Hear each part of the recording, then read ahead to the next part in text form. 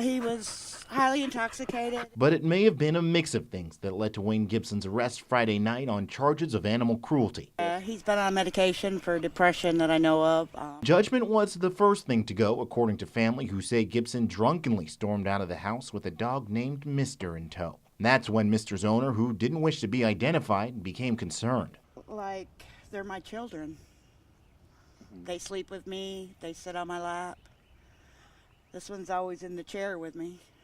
According to law enforcement and witnesses, Gibson took a short walk down the street until he came across a tethered dog named Blue and encouraged Mister to attack. And Mr. Gibson eventually made his way to this residence where he allegedly sicked his dog on Blue. Now you can see the point where the incident occurred, highlighted by bloodstains still here days later. My family just came up and said that he just walked up from the side of the tree and just started fighting my dog. He couldn't do nothing. He was hanging off the other side of his doghouse. There was nothing he could do, really.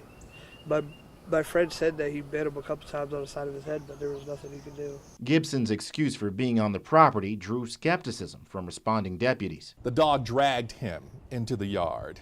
But when we looked at the size of the dog and then looked at the size of Mr. Gibson, he's a 240-pound, 35-year-old man. The sheriff's office found Gibson in violation of Florida Statute 828.12, also known as the Animal Fighting Act. Still shaken days later, Mister's owner says Gibson is no longer welcome in her home. When they told me my dog was involved in a fight, I was more concerned about my dog than him.